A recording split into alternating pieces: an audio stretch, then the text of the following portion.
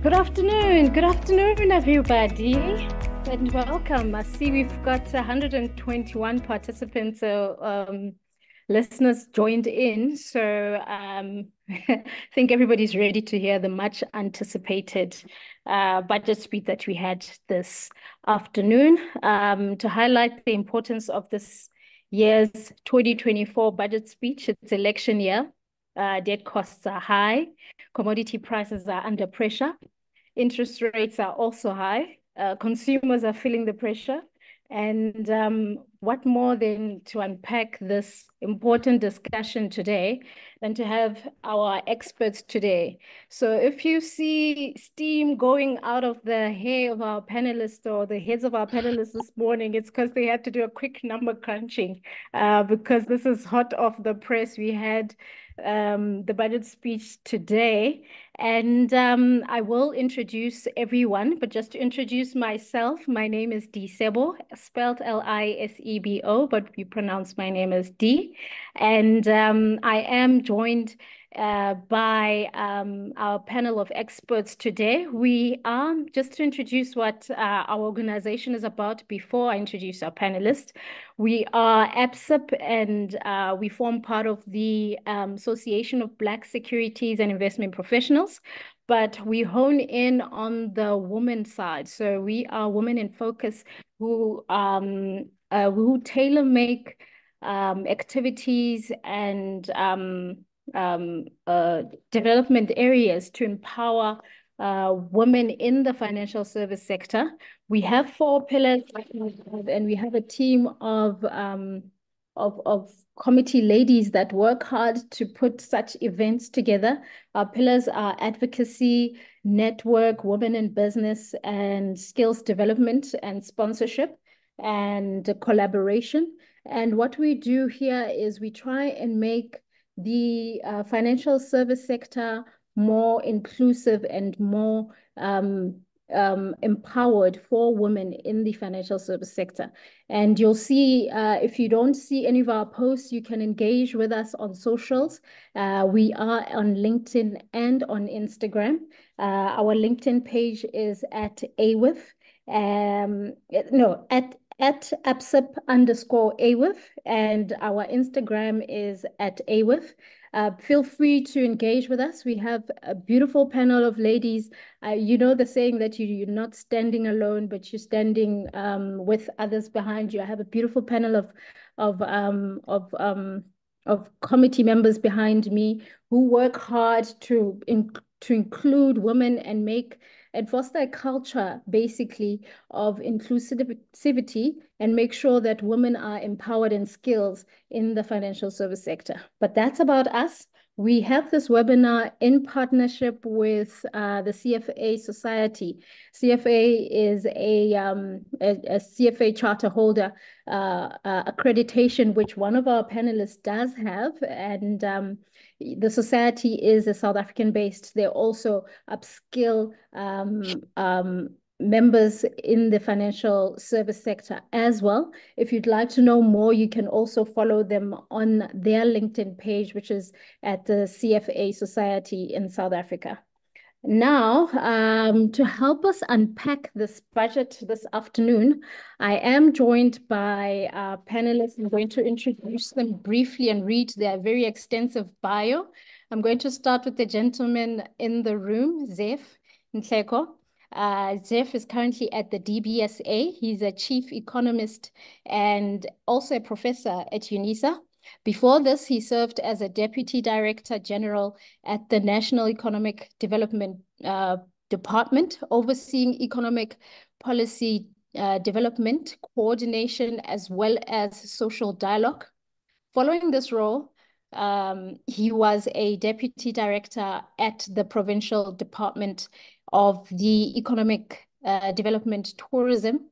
And earlier, he spent 17 years also as a senior economist, analyzing economic data and interpreting macroeconomic policies at the Reserve Bank. He has a BCom, an MBA, and a PhD. Welcome. Thank you so much. Thank you for having us. Thank you. And then we have Mpho. Mpho Molopanye is a chief economist recently appointed at at Alex Forbes. She joined office on the 1st of December 2023. Her responsibilities include formulating macroeconomic strategies for Alex Forbes. She has an extensive experience in macroeconomic research within the finance and public sector. Mpho previously was a senior economist at ABSA, overseeing the macroeconomic research for multiple African countries. She also included her roles at Rand Merchant Bank, focusing on the South African market, and as well as the National Treasury and Standard Bank. Mpho holds a master's degree in econometrics at the University of Pretoria. She also holds a 3-continent master's degree in global management from Fordham University in New York, a BCom and a BCom honors. So I'll have to drink some water after reading all of that, all of those accreditations. Welcome. Thank you, Disebo. That was Thanks a for having me. mouthful. Well done. And Thank then you. last but not least, we have Sisamkele. Sisamkele is an analyst within the SA and Africa fixed income team at 91. Her focus is on economics, rates, and analysis. She chairs the rates and macroeconomic meeting, which is a component of the fixed income rates team process. Her inputs are very important as they form all their strategies and investment capabilities at 91. She joined 91 in 2016. She has a bachelor's commerce in economics and finance from the University of Cape Town, and she is the CFA charter holder that I was talking about. Welcome, Sisa. Thanks, Disebo. I'm excited to join with well qualified people. I'm excited to learn. I know, I mean, I'm the unqualified person here, but Aye. yeah, let me take my humble pie and eat it tonight. Okay, let's get into the gist of things. Just for to get our just to let everybody know how we're going to run things. You can and you're welcome to interact with the panels and everyone. You can put out your comments in our chat box. You'll see it there. And we will have a Q&A session at the end, and we'll try then to keep your questions brief as precise as possible so that we're able to get them. But if we don't, then we will attempt to get them later on after the session. Okay, so the reason why we're here, I'd like this question. This is for everyone. What's your first impression about the budget? What did you think today about what the minister had to say for us? I'll just take anyone who's ready to go and answer that one. Yes, I mean, I'll say it was, I think from what we were expecting as 91, we were aware of the spending that is running quite high to date. So we're interested to see where the spending cuts will come from, what detail Treasury will provide. I must say they have provided the detail, but it's not closure of programs or something or anything like that. It's just like baseline reductions across the board. What surprised us positively was the usage of the JFECRA. So our thinking was that, okay, they'll mention it, they'll mention intention to use it, but we didn't think they were at a stage to actually mention quantums.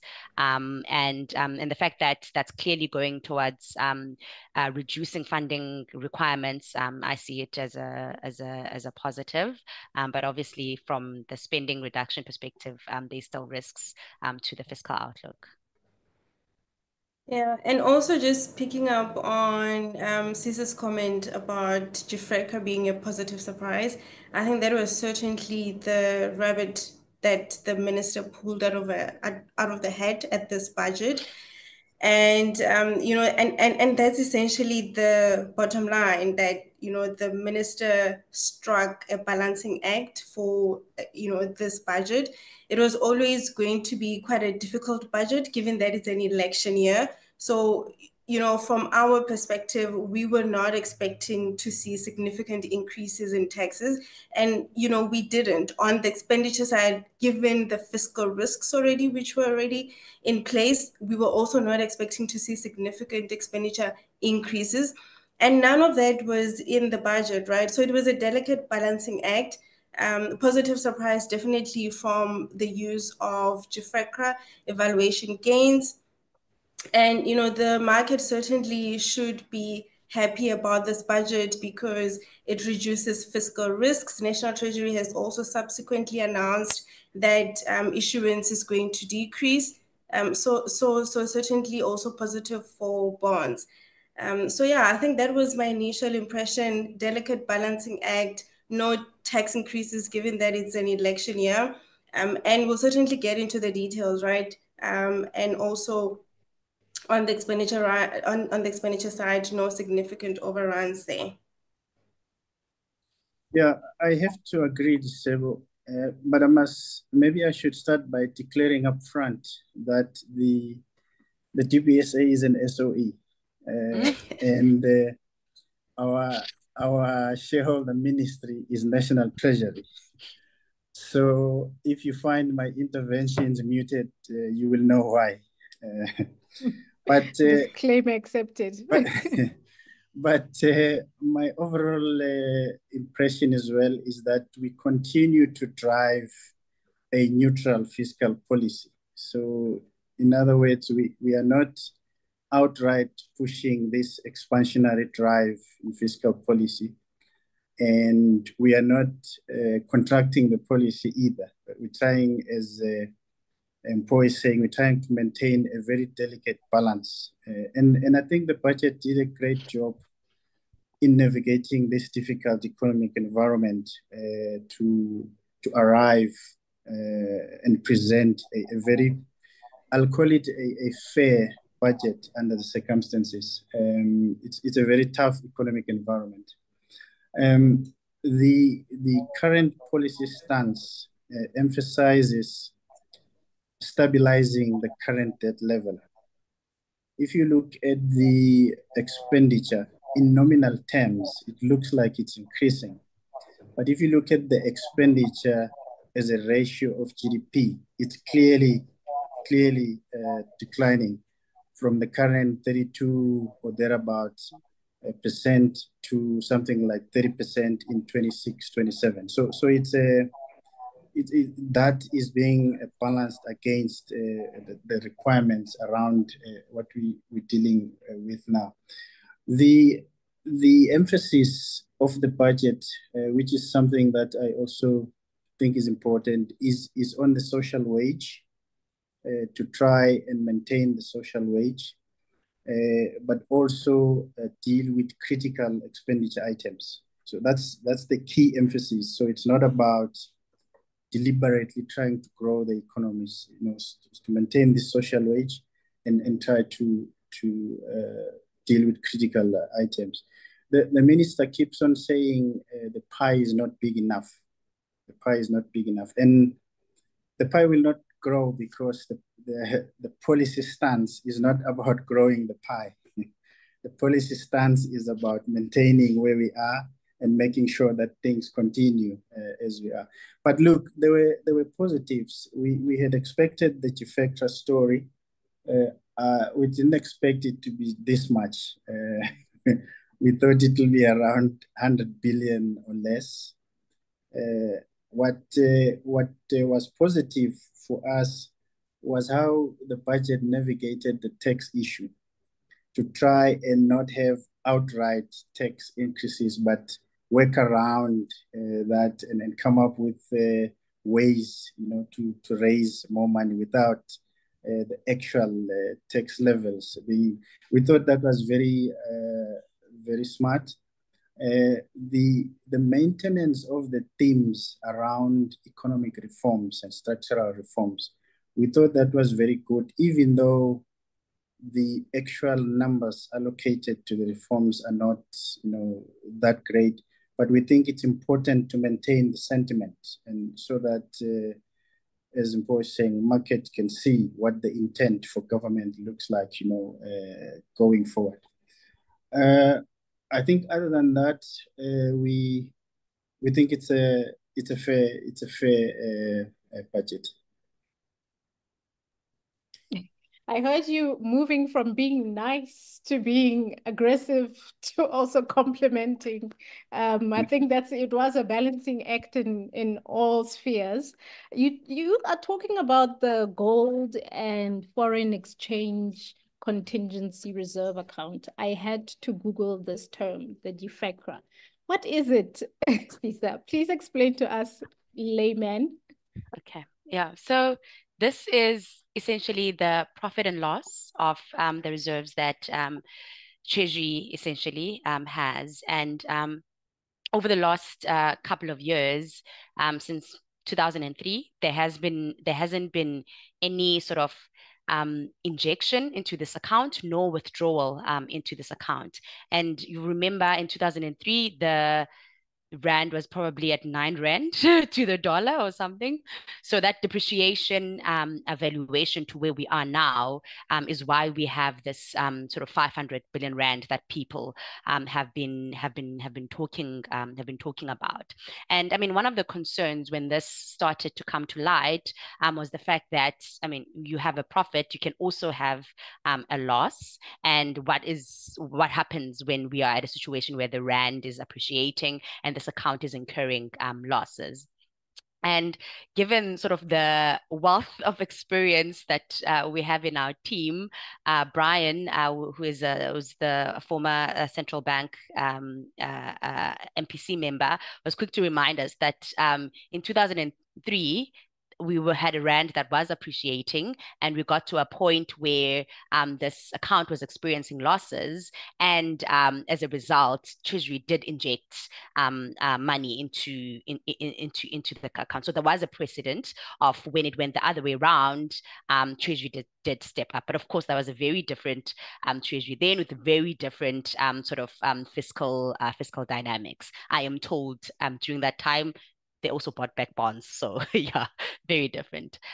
So what they did now essentially is that they are going to be using about 200 billion rand in a year of that.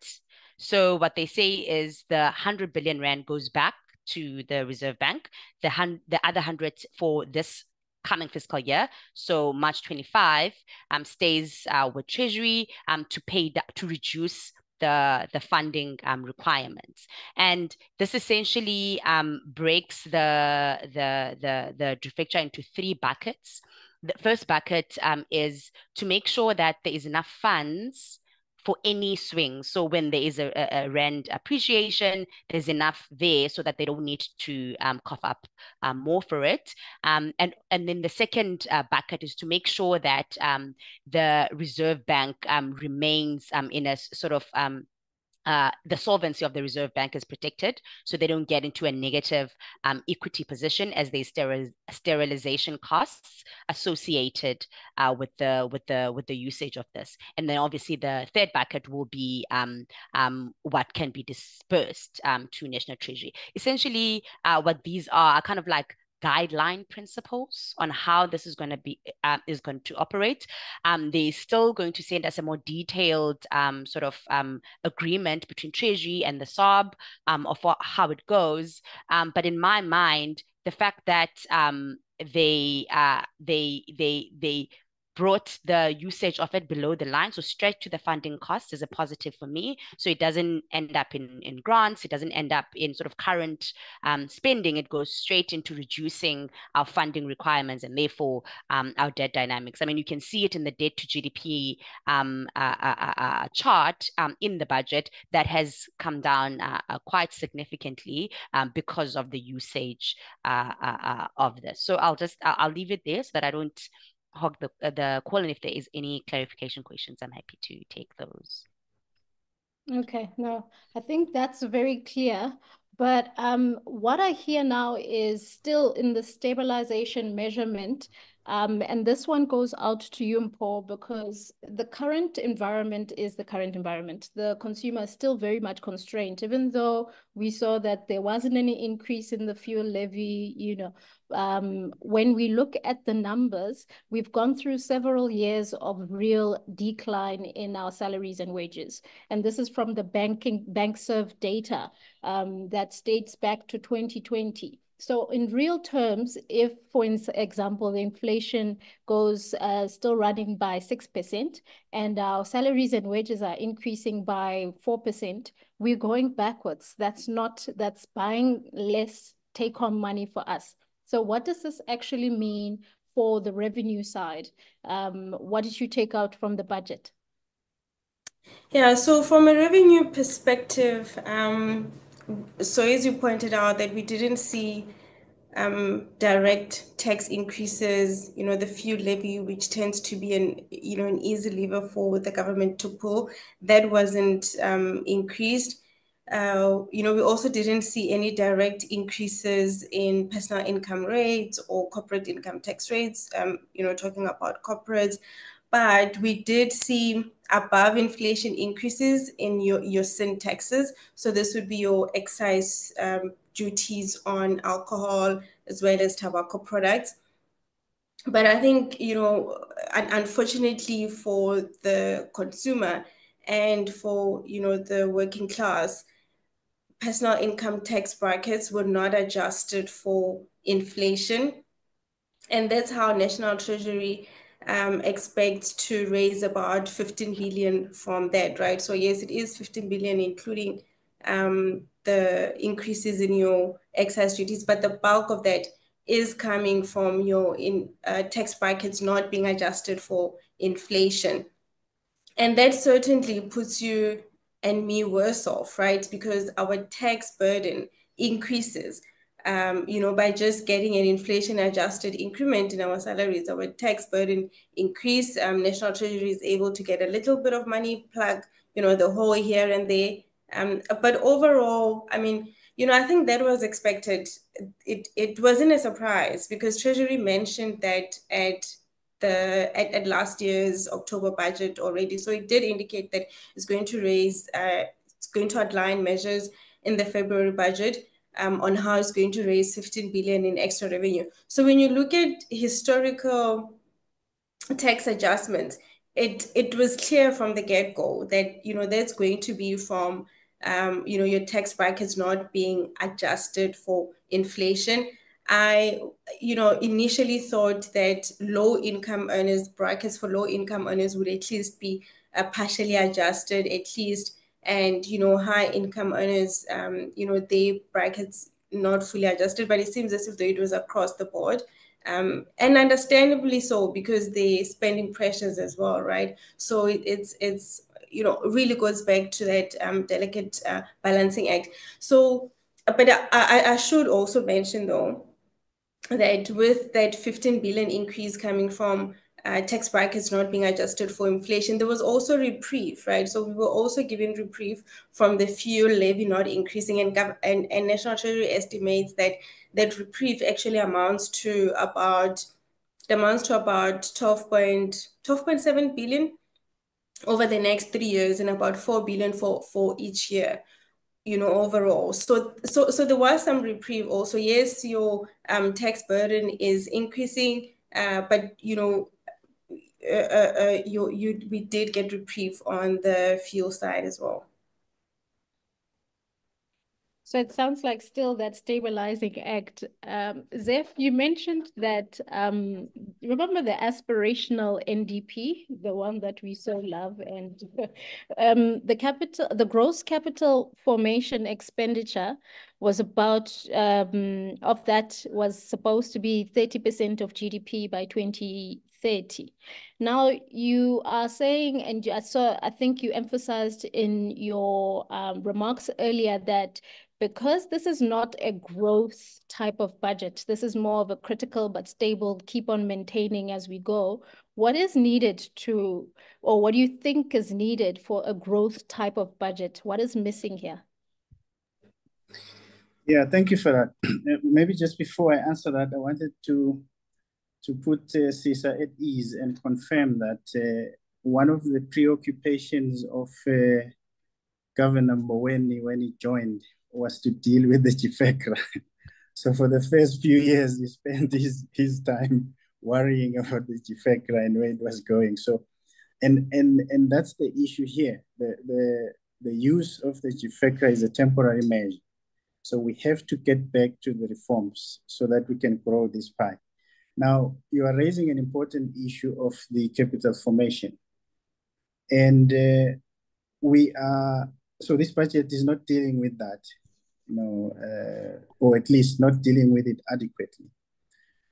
We are very, very far if you look at where other upper middle income countries are.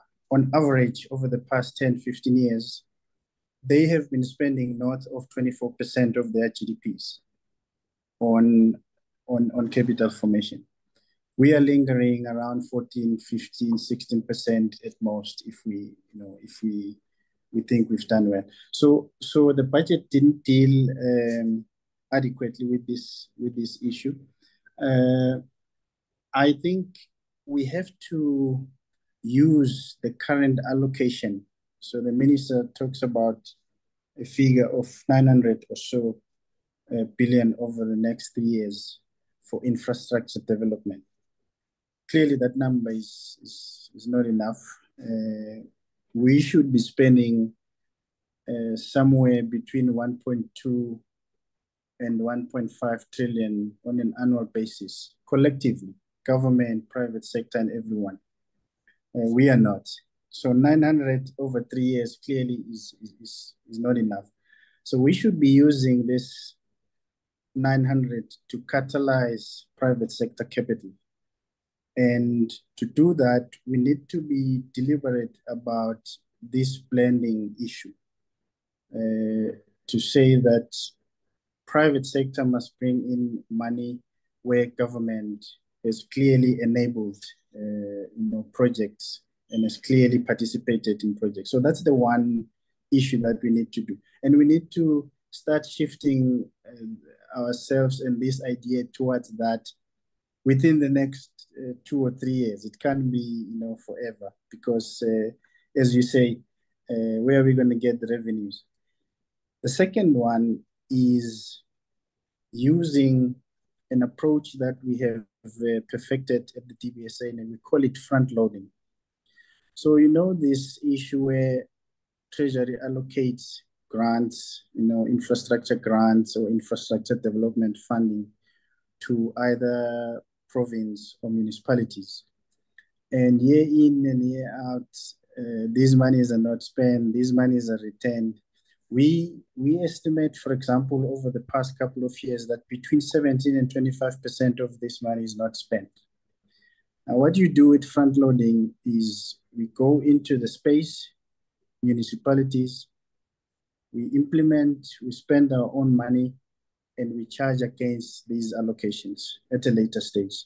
We have found that to be a practical way to actually develop the infrastructure on the ground, rather than just allocating money and say, okay, you have money and carry on. So it will be very interesting to see how this project implementation or project management facility and infrastructure that the minister is talking about is going to operate, because what is the issue here is the lack of coordination in the infrastructure development ecosystem. There are many players, and there's nothing wrong with that.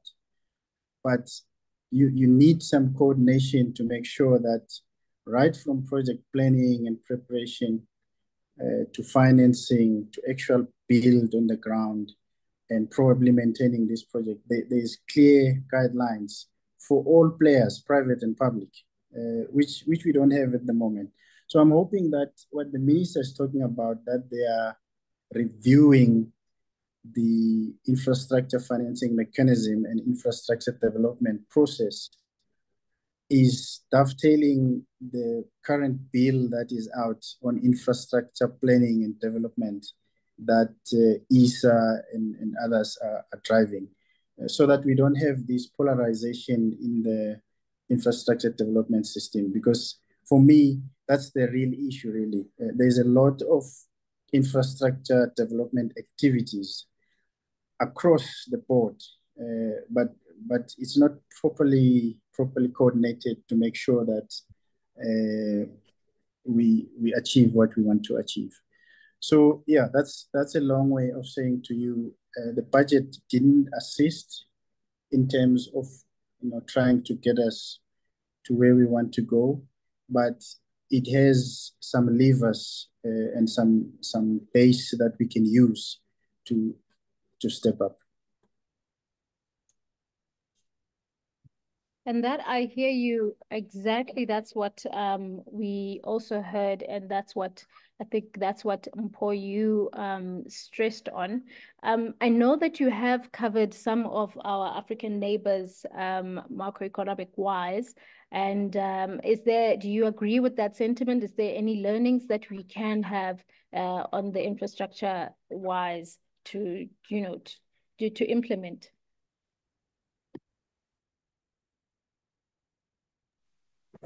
Yeah, Disable. I mean, I think infrastructure implementation remains quite challenging across the region in general.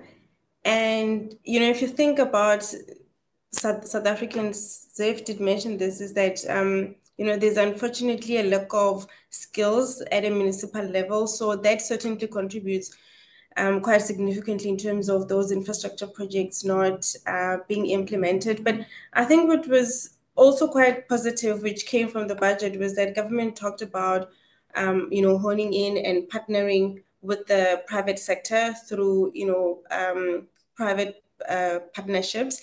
One that's going to crowd in private sector investment, which is quite positive, but also it will enable, government to partner on a skill level in terms of implementing those projects and also fast tracking those projects, perhaps.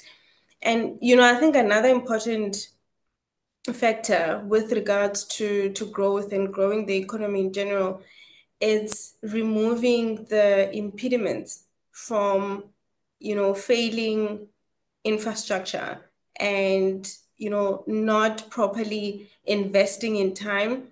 And, just fixing that, for instance, the issue around electricity. I mean, electricity has been such a major impediment on growth. We are finally turning a leaf, and we've seen quite a significant investment from the private sector also, and from households in general, to try and insulate themselves from, load shedding. But just as we were fixing XCOM, now we are having issues with, rails and pods. So we also need to be quite consistent in moving forward. And, the budget also talks about that and recognizes that, it says that they are working on solving those issues, but it's likely to be gradual. So if anything, if we could pick up pace a little bit, I don't think South Africa can afford the, slow, gradual pace that we've been in. Yeah, I think that we are all nodding there in that sentiment. And that's a key risk. The way, if we keep the status quo the way that we are, still trying to stabilize, still trying to keep everybody happy and moving at stale pace and just fixing so that we can just move on to the next. It looks like a bit of patchwork. Do you also agree, Sisa, what are the key risks that we're seeing if we just keep on maintaining the status quo? Yeah. So I mean, as highlighted, last year, for example, we grew. Okay, my number is 0.6. Maybe other people have a higher number, but I mean that's not what an emerging market should be growing at, particularly one where your debt servicing costs are quite high. It doesn't put you in a position where your debt stabilizes comfortably. Yes, now we've seen the debt to GDP reduce a bit because of the money used from GFECRA, but that's not a permanent solution. I do take comfort in the energy reforms that were done over the last 2 years or so. I think there we've, as Mpho mentioned, we've actually seen just literally what government did is to open up that sector, and we saw private sector come through. It was so quick, it was almost magical. July 2022, president says the cap is 100 megawatts of embedded generation, and then he removes that. And then in that NERSA registrations chart, I'm sure the whole industry has seen that, those registrations come through quite quickly, because industry has been waiting for it. And particularly for mining, there's also like an incentive. Despite load shedding, there's an incentive for the carbon reduction of having renewable energy. So I take heart in that. But the fact that the pace of implementing these reforms has been so slow, it's almost as if that the economy beneath us is eroding at a faster pace than the reforms are adding to growth. As a house, we had an engagement with Mr. Rudy Dix at the presidency.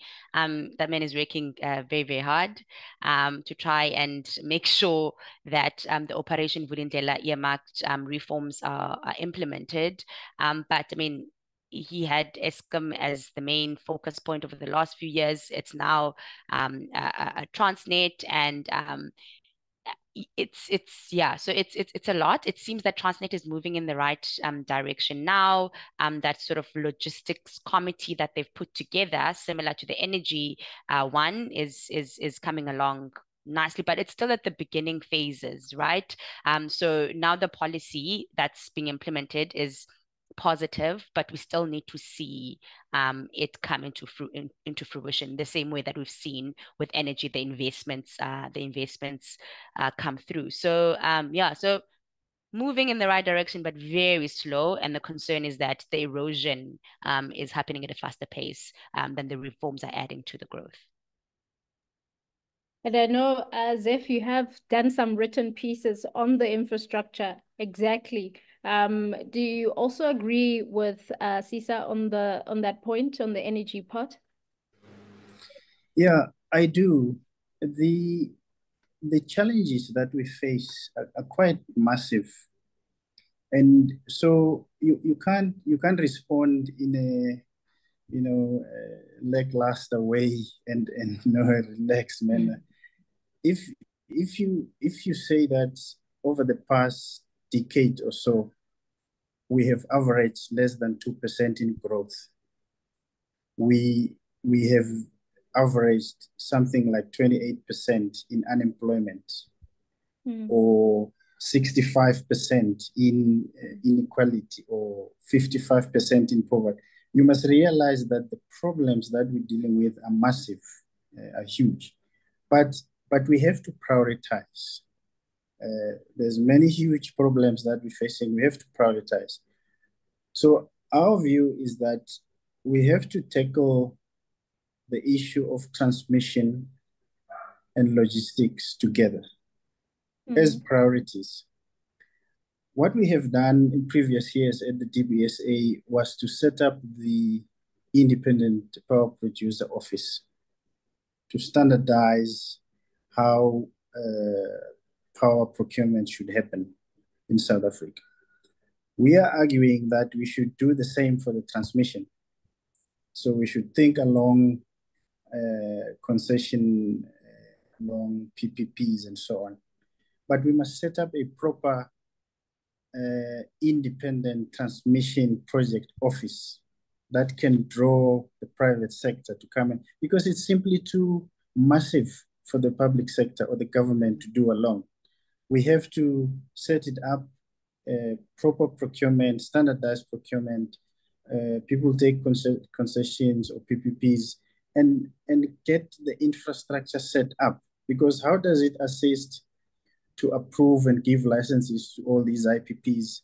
They go to Eastern Cape or Northern Cape or Northwest, but they can't bring you can't evacuate the energy into the grid. So how is that helpful? So that's a pressing issue that needs to be addressed. Similarly, on the logistics, because we're talking about trade here for the country. If you don't have proper logistics, rail and ports, you can't trade properly. And I've never seen an economy that grows without productivity and trade. You have to have these things to grow an economy. So this committee, logistics committee, or in fact the National Rail Corridor Renewal Program, for us is extremely important.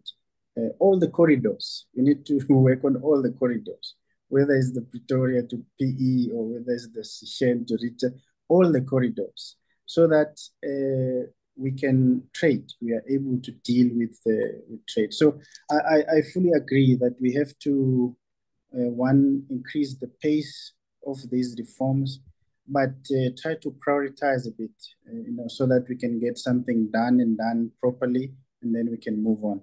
And we're here to support. May I ask a bit of a provocative question, both to you, Disebo, and to the rest of the panelists? Like, how would you say, like, what would be your view of our current president's administration since the beginning? I mean, this is the end of his first term. My takeaway, obviously, is the energy reforms that we've seen, as I mentioned. But if this were implemented in 2018 versus 2022, the impact would have been a whole lot different. So I just want to gather our views that his, like people's views that his slow implementation, what do you think, essentially? Yeah, sister, I mean, I have to agree. I think that's been the major disappointment, right? The slow reform agenda. It's been a major disappointment. I mean, if you think back to when he was appointed, there was massive excitement in the industry. We had the RAN really quite massively. It was a major boost to confidence, given his business background. There was an expectation that, we can turn this ship around. We can turn this ship around and, set South Africa on a, growth trajectory, and a solid growth trajectory. Yes, we've had several shocks. We've had COVID, we had the war in Ukraine, but domestically we've also scored some own goals. And it's not always immediately clear as to why we've had such a slow reform agenda. When you think about the electricity reforms, it was, literally just lifting some of the legislative, restrictions. And then we saw a massive boost in investment in the private sector coming to the party, because the private sector is often criticized, right, for having an investment strike and, holding on to cash reserves. But, we certainly did see the private sector come through when, legislative hindrances are removed. So I certainly agree. The slow reform agenda has been a major disappointment, from the president. But I think we have to take some wins. We have to take some wins. At least we are no longer on, yes, growth last year was quite, slow, 0.6%, but we are projecting an upward trajectory given the reduced load shedding intensity, given that, bottoming of multi-year decline in investment. We're seeing that turn due to investments in the energy sector. So overall, at least we are heading in the right direction, at least, even though it's quite slow. So we have to take some wins. Just to make sure that I don't intervene contrary to my disclaimer. You're always welcome to change hats. No. I'll stay with that. So I agree with the fact that there have been shocks in the system since the presidency started, COVID being one of the huge ones. But the other one is that in a position like that, you don't work alone, right? You work with people, you allocate work to people and so on. So the issue for me is the inability, call it inability, to hold those people accountable. Yeah. because that's what I would have expected to say, right, guys, this is what I need. This is how I need it. Go and get it done. But you have to hold people accountable if they're not responding to what you want. So for me, that's important. The other one is to make sure that the policies that we put in place, national policies that we put in place, one are coherent, so they talk to each other. So you don't have energy guys going on and setting up energy policies that would have a bearing on transport policies, but they don't align. It's quite key to make sure that policies are incoherent. And the reason policies are not incoherent is just the setup of the public sector, the structure of government. It's just not lending itself to that, because you set up these sector departments, you give them both policy and implementation responsibilities. So something will give. You can't you can't drive policy and implementation. And I've always thought the best way is to elevate the policy making in government to a higher level, call it presidency, but do it properly, not a by the way thing, and then allow sector departments to implement this policy. I've always thought that could be a way to deal with this, because the sector departments then tend to juggle the two, and then in the process, one will be dropped. Either policy making or implementation will be dropped, or it will be done, improperly. And that's a very interesting point that you make on implementation and the policy decision. I think with the lack of holding people accountable has resulted in the super presidency that we see. There's like a presidency equivalent of another minister in another cabinet post. Many advisories. So it's going to be a very interesting voting poll time there. So the date is set for the 29th of May. I interrupted you, Mpo. Sorry. Oh no, I just wanted to say that if you'd allow me to just, pivot away from the growth discussion just a bit, because I think it's been extensively covered.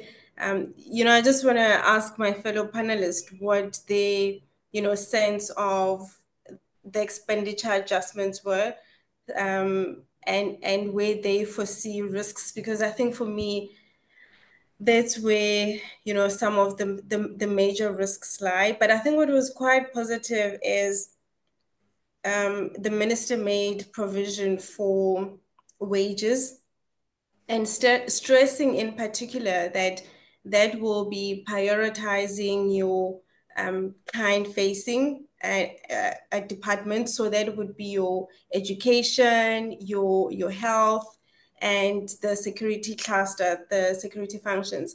And for me, that was, it was quite positive, because we've seen the deterioration in services, in the service level in those functions, right? So it was quite positive for Treasury to say that, okay, we are moving away from the blanket approach of headcount freeze, of not adjusting wages for everyone, and prioritizing these functions which are where the bulk of South Africans really experience government. So for me, that was quite positive. But there were also some, baseline cuts which were made, and it wasn't clear where those cuts are going to come from. And, it's a major question mark. And I think for me, that's, one of the biggest risks to the fiscal stance. And, I just wanted to get a sense from my fellow panelists in terms of what they made of the expenditure side of the budget. So when I looked at the table that they provided us in this budget and also in the MTBPS, where it literally says, okay, this was the spending in February budget, these are the reasons for increases, which would include, obviously, as at the MTBPS, the debt servicing costs, the increase in the wage bill. As to your point, Paul, I was happy that they've adjusted the wage bill higher, because I mean, I think that was a fair thing to do, to have a compensation a number that's growing by 2.2%. I think that was the number, when you already know that for the fiscal year 25 there is an inflation increase. That's already an agreement that, you know, for me last in the MTBS was, I didn't understand why they chose to approach it like that. What I would have hoped to see in terms of the overall reductions, both for FY25 and FY26, was, I don't know if you remember, there was a leaked PowerPoint that was making rounds on programs that were earmarked and the amount, how much those programs cost. And so something like that, of saying, okay, this program is not efficient, it's not achieving the intended purpose, we're closing it down. That program, we're closing it down. That document that I'd seen last, it looked like it was quite the work had been done. So I was surprised that they didn't take that route. But the route that they decided to take was like baseline reductions across the sort of various departments. But what I did note in the annexures, which like are very, very thick, so I'm still going to do more digging there. But what I did note in the annexures was that the community development, the economic development, and general public service were hit more in terms of the baseline reductions. And in the Q&A, some of the Treasury officials kind of alluded to programs like EPWP being trimmed down. So they have put in thought in terms of where the savings are going to come from. But I think closing programs would have been a better approach than saying all of you have like 5 rand less, you have 1 rand less, and then you still have to kind of achieve the same deliverables. So I think that's going to be a bit tricky. So the spending risk or the cuts I still flag as a risk, even internally to the team when we were discussing earlier. It still remains a risk for me to watch how they achieve that. Yeah, certainly. I haven't seen the presentation that was circulating. Hey, it was in the media. That's a good one. Just to be clear. So yeah. Look, I agree with the issue of programs and projects, but I have a challenge with that because and my challenge actually was raised by these latest unemployment numbers. Because I looked at the unemployment numbers, and the biggest decline was in the community services. Yeah. And I looked everywhere, I couldn't find where, because that's government, right? So and my conclusion was that it's the stop-start of some of these programs and projects, or the closure of some of them. So you can see what it does to the unemployment number. That is why you need a permanent intervention to the economy to get the economy started. So my biggest risk to the expenditure numbers is economic performance. And for the first time, I have to say this, for the first time, I agree with National Treasury GDP forecast in the budget. They look realistic, they look proper, you know.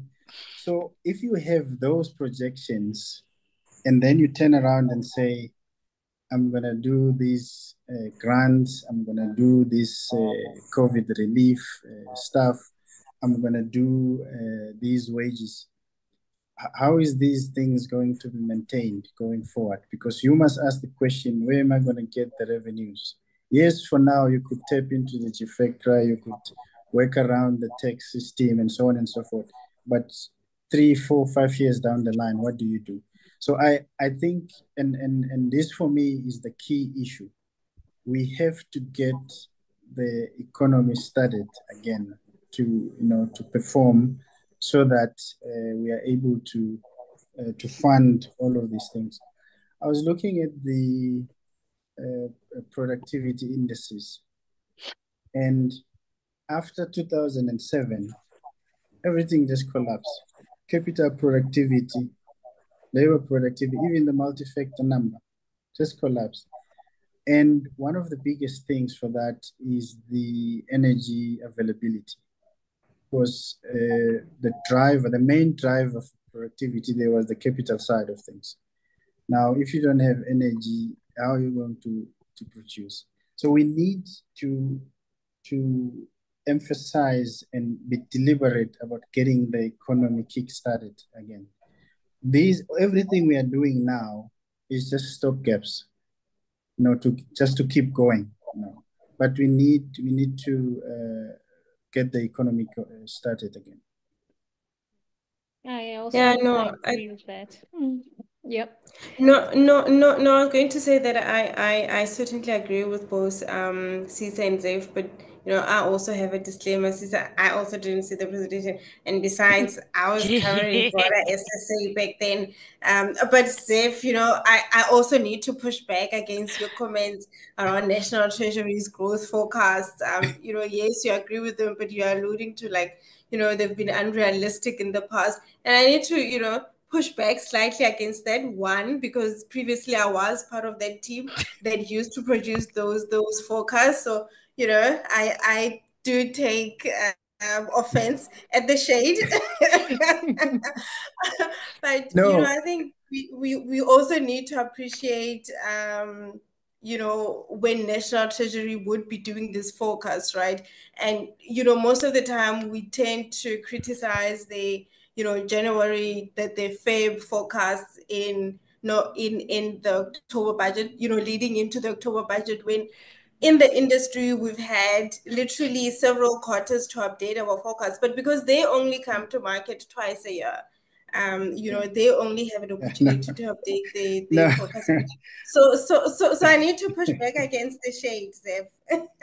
No, I'm with you there, but I'm talking historical. So when I was at the Reserve Bank, we used to engage with Treasury on Chapter 2.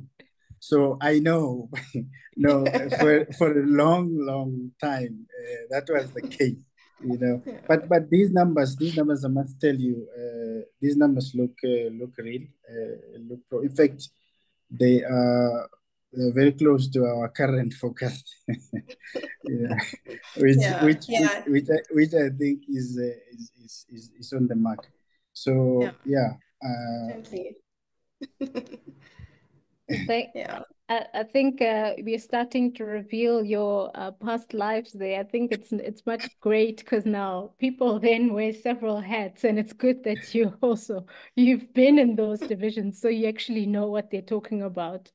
Now the time is 7:03, and I just want to bring in, we have 159 participants on the call, so that we don't talk to ourselves. I'm going to now open up and read through some of our Q&A.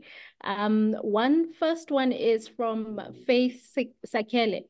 And Faith wants to know, and any one of the panelists can take this one. How does the budget solve the grey listing status and conclusion of South Africa being labeled as a flawed democracy?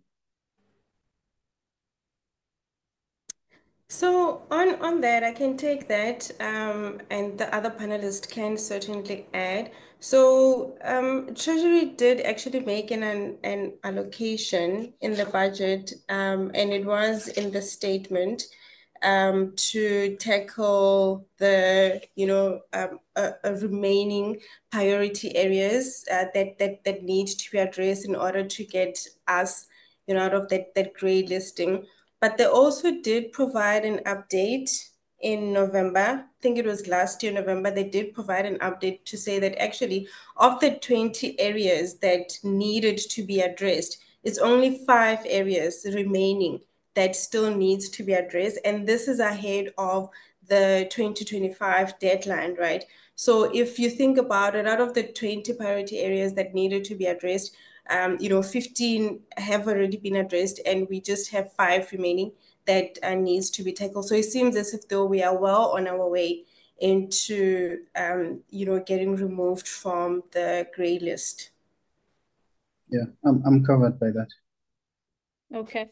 I'm just going to take the second one.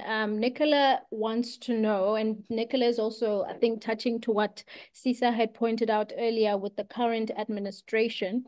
She says that at the start of the administration, of the current administration, the president indicated that a review of the government departments and the executive was going to be undertaken with a view of right sizing or downsizing the number of ministries. Any update on this and any potential of cost saving in the current current realities? No, nothing. The departments are still there. Yeah. All of them. There's like now two kind of departments with electricity and DPE. So it's actually like more. So Yeah. nothing in that regard at all. Yeah, no, the review never happened, December.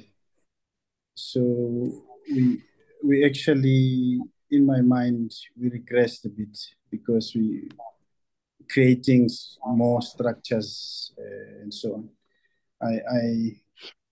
I think it's a very unhelpful situation where the government is massive and there's many players, policy makers and implementers and so on, and there's no proper channeling and coordination with it.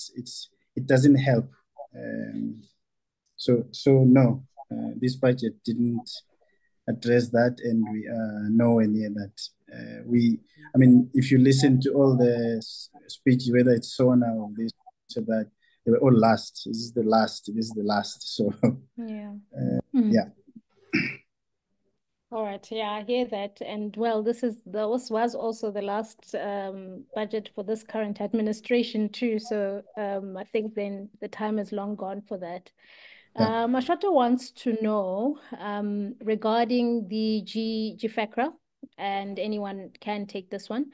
Are we using the surplus or is this like using capital in colons? What is the impact should the rand weaken, and where will Treasury get the injection if already they couldn't help themselves now?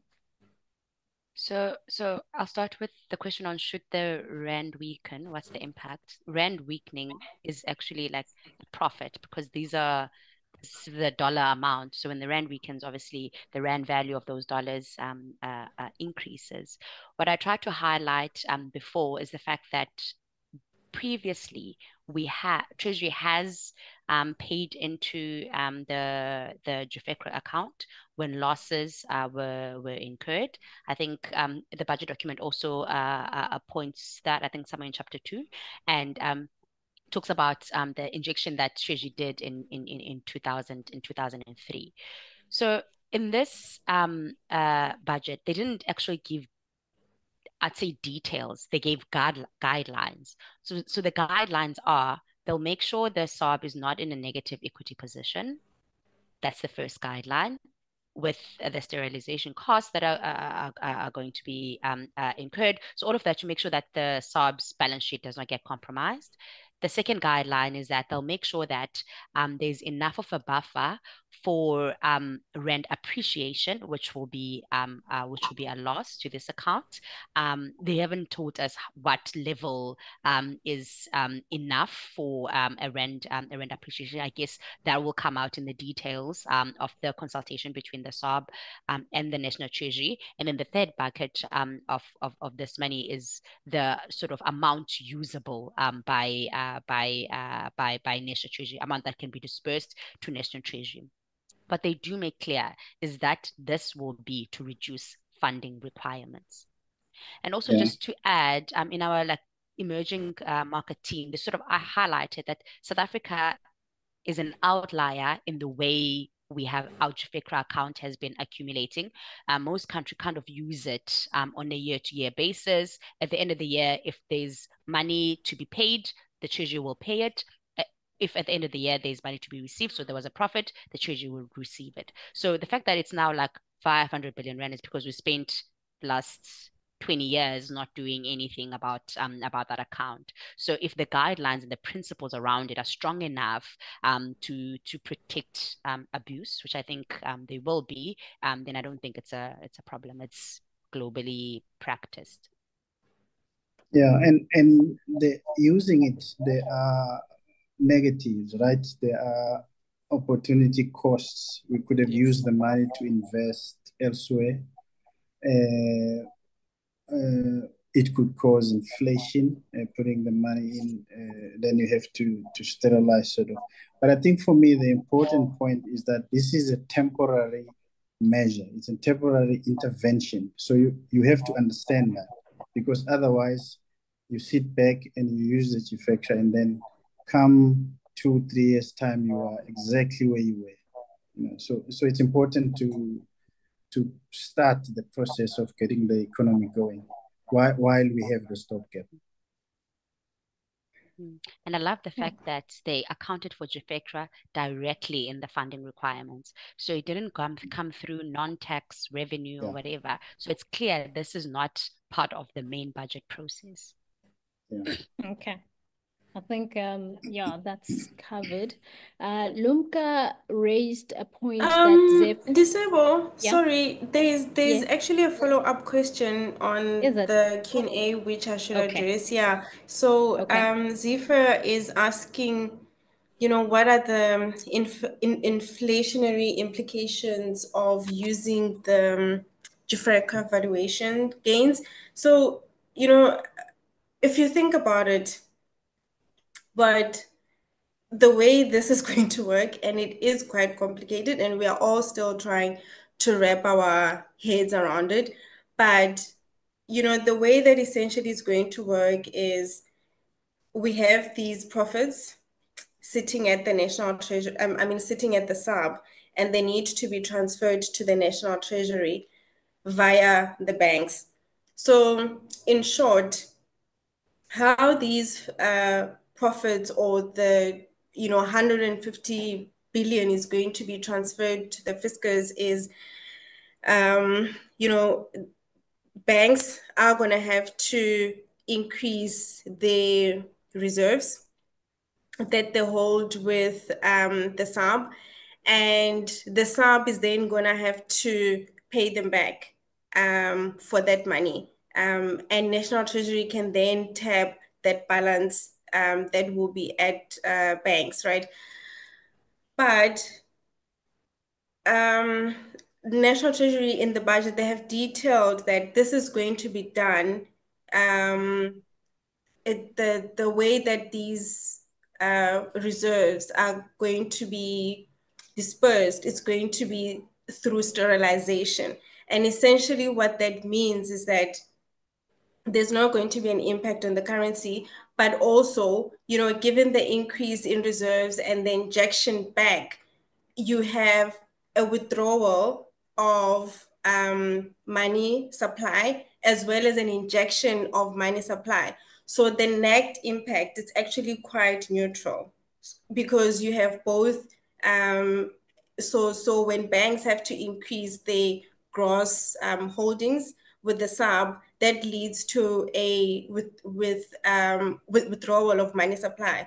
And that would lead to less inflationary pressures, right? But the reinjection then increases money supply, which would be inflationary, but then you end up sitting with a net position.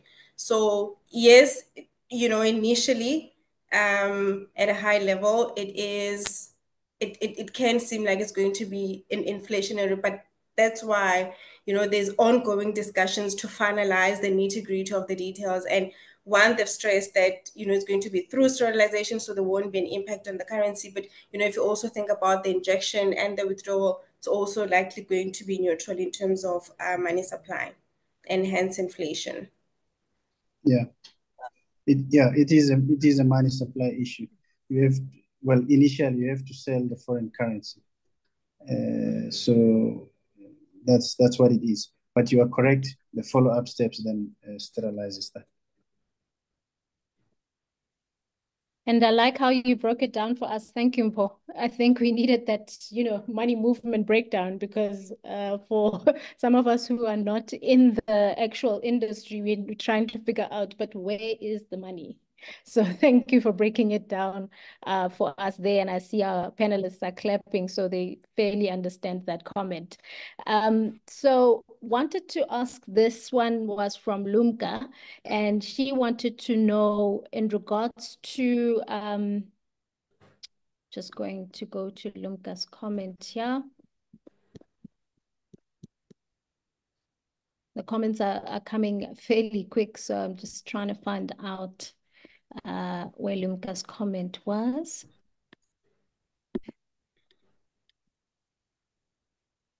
So let me ask it so that Sisa Yeah. or Jeff can answer it. So Thank Lumke is you. asking, South Africa has been struggling to attract investors, especially foreign investment. Is there anything that was announced in the budget that should or could make any significant changes to this? Thank you. Thank you, Mpho. Attracting investment. Not directly that I've seen or heard, but in the greater scheme of things, if you are driving a balanced, consolidated budget, you are trying to say to the likes of ratings agencies, I am keeping my debt in check. I am making sure that I don't overspend, and I am making sure that I don't overly contract, in terms of the economy. So I'm keeping the economy going. So you are welcome to come and join me and put your money into this economy.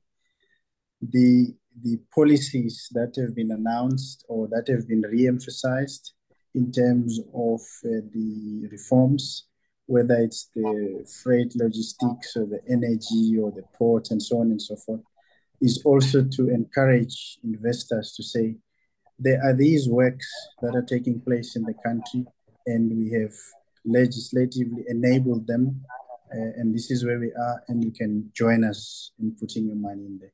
So it wasn't direct to say we need investment here or there, but I think the budget creates the environment that you can come in and invest. Yeah. I mean, and also just from a local investor perspective, when government has a very high risk premium, then whatever non-government or private sector investments that private sector wants to do is always going to be benchmarked against government, and therefore that results in a crowding out effect, because if yields are high, then it's going to be whatever the government bond yield curve is, plus a spread. So that makes the cost of investment significantly higher. And also when you are issuing significant amounts from a government perspective into the market, then investors are more inclined to take up government bonds, which goes to SRD grants, which goes to wages, as opposed to putting that money into productive assets. So as Zeph kind of like pointed out, the fact that it was more of a consolidation kind of budget does sort of engender confidence, even though we've highlighted the risks around it. But I think the intention of the budget was one that engenders confidence in the economy. But yeah. And that's the confidence that certainly. we need, right? I agree. Yeah, certainly it is that confidence boost. And Mashoto wants to know, what are the implications of both the fiscus and individuals' withdrawal of the retirement withdrawal provisions that were announced? I think that's the two-pot.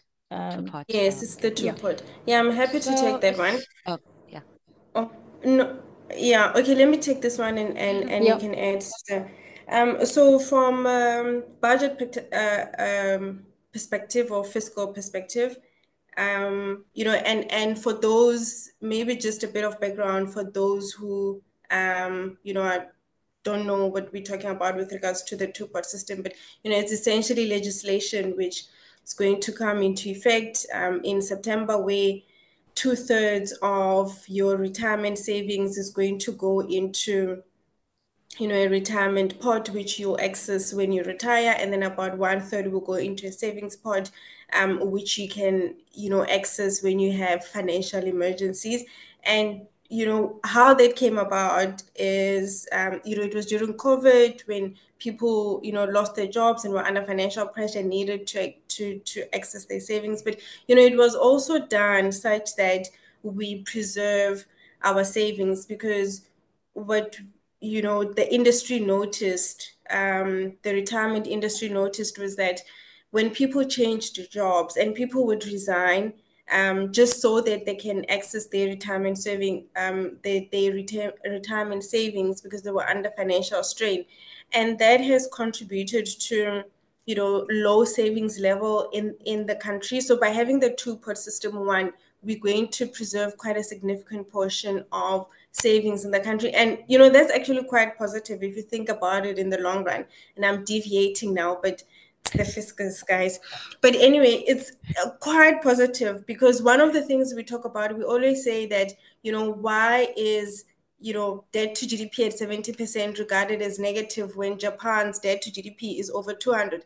But that's because Japan is financing a huge portion of their debt through local savings. And that, it's at very low levels. When you're servicing debt at very low levels, you can blow your socks off and have whatever amount, because servicing that debt is quite cheap. But in South Africa, because we have low savings level, we need to borrow abroad. And yes, we need to borrow abroad, and we need to rely on international investors to buy out domestic debt. So that becomes quite costly. Okay, that issue part. Back to the two-pot, right?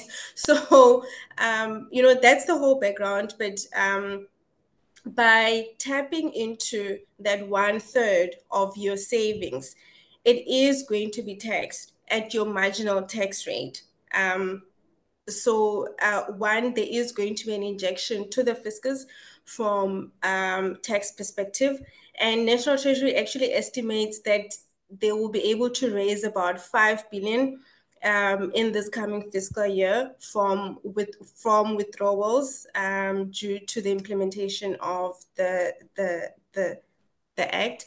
And from an individual perspective, obviously, if you need, if you're having an emergency, financial emergency, and that's your only avenue, then it will certainly provide some reprieve. Yeah. That's all, Disewa. Sorry for the long answer.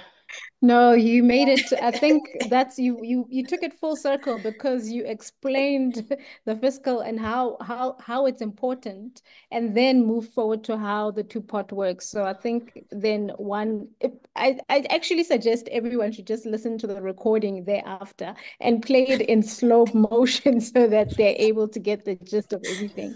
Thank you so much, Mpho. I'm going to take one last question from Jason, seeing that it is 23 minutes past 7, and then I'm going to ask why our panelists to have their last comments, and then we will close off at 7:30.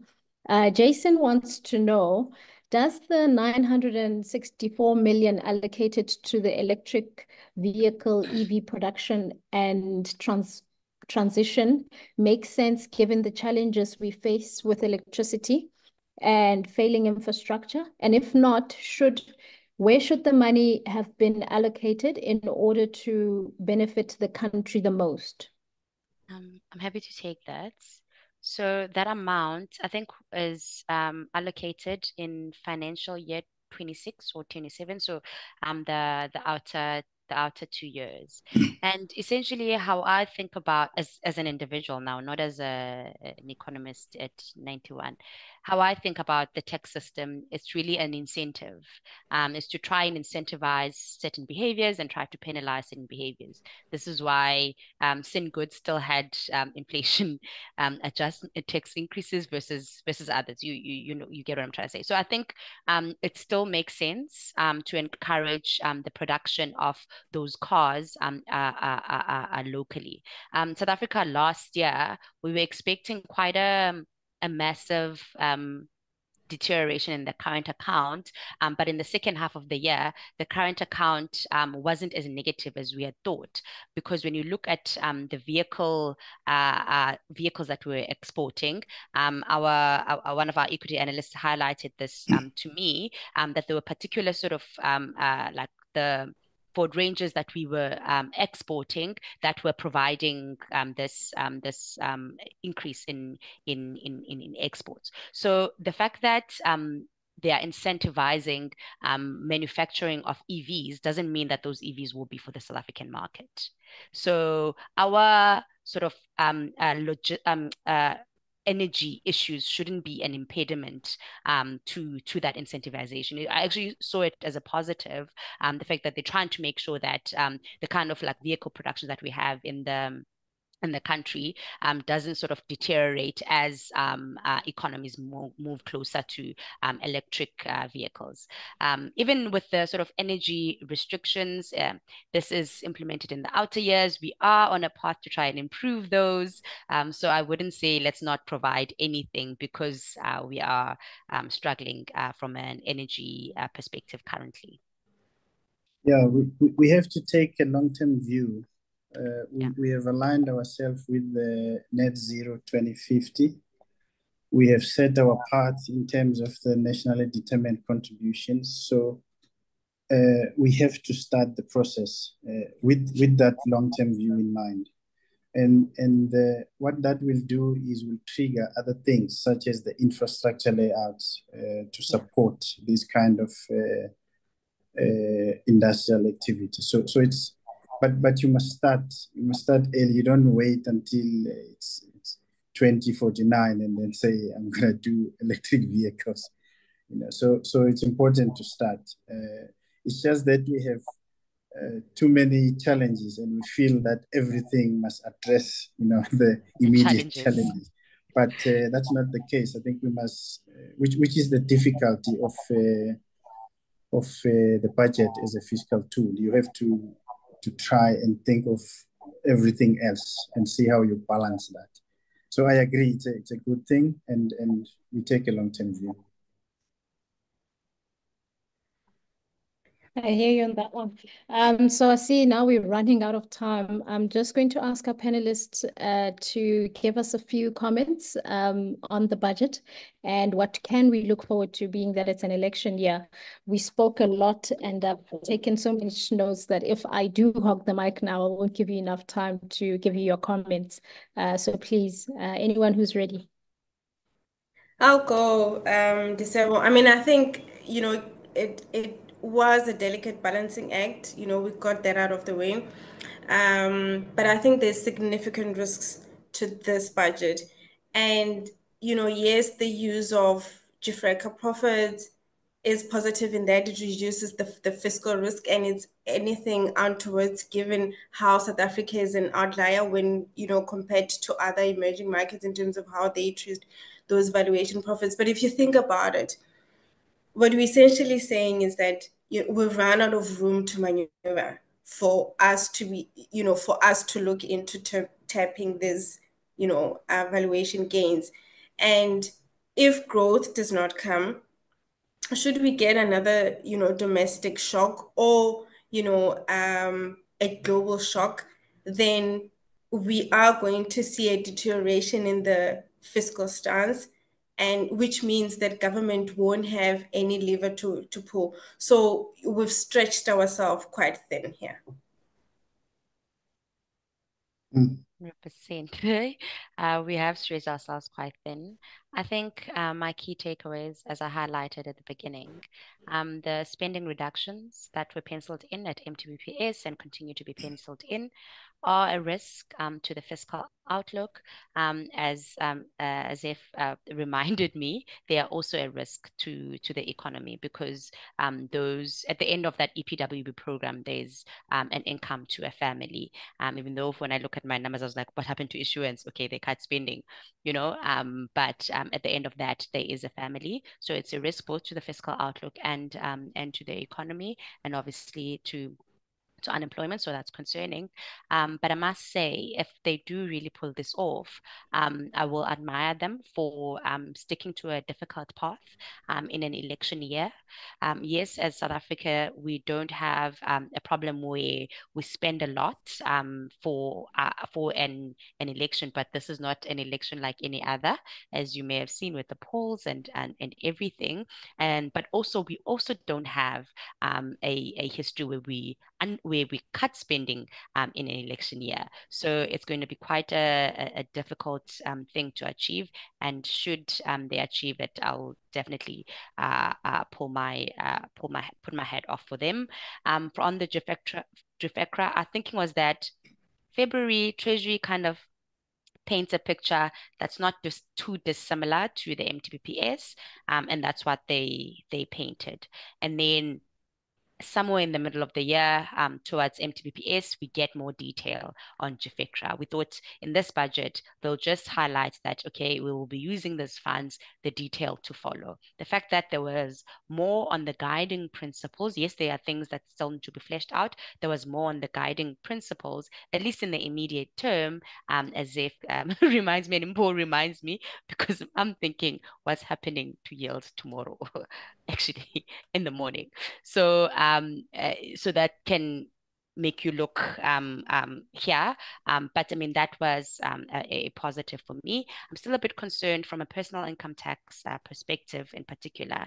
Even though there were tax proposals like the non-inflation adjustment, the increase of the personal income tax of around 13.7%, I still looked at that and I was like, this feels a little bit too much, despite the tax proposals. So there's probably some scope for that to surprise to the downside over the course of the year. But overall, quite a fair budget, a tough one, but Treasury kind of stuck to their guns. Yeah.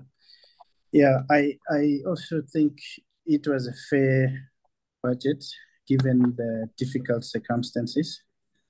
I'm extremely worried about economic growth, economic performance. So I think whoever takes on the seventh administration, they should focus on that to get the economy kick-started again. Because without that, I just don't see us advancing and progressing. I mean, we've already lost per capita income, I don't know how many folds, over the past couple of years. And for me, the starting point to kickstart the growth is in capital formation. Capital formation has this long tenure that you can keep on doing what you're doing for a couple of years while creating jobs and incomes and so on and so forth. So I think the new administration should have that in mind, the economic kickstart in mind. Otherwise, things will be worse than where we are now, 5 years ahead. So much. I think you've outlined what holistically what the actual country and the budget is in a state of. I mean, we're trying to balance. We're in a tough environment, and yet we need that much needed growth that you've been hammering on, Zeph. And I think that's what everybody is also trying to hope for, even though there's a tinswallow in the mix, but that growth is what we need to survive. And before I take any more of the time this evening, we've run a bit 3 minutes over. I want to take this opportunity to thank you so much. Thank you, Sisa. Thank you, Mpose, and thank you, Seth. Your insights have been invaluable. Your explanation has been exciting. Thank you for bringing your energy. Thank you for your time and always supporting us with our calls to try and empower our sector. As we look forward and as we go tomorrow, as we go to our corners, I urge every one of us to still keep our insights, keep our curiosity abreast, and that's what will keep us learning and still wanting to know more. But other than that, I'd like to thank our back office. I don't like to call it a back office because it implies that they are at the back of me, but my front office, the guys that have been taking down the messages, trying to, you know, give me a heads up of the lighting and so forth. Thank you so much. Thank you to our AWIF committee. Thank you to our president, Bali, who's chairperson Bali, who's on the call at the moment. And yeah, without anything else to say, I'd like to wish you a good evening and thank you. Thank you so much. Cheers. Thanks. It was a great session. Cheers, everyone. Cheers. Thank you. Bye. Okay, bye-bye.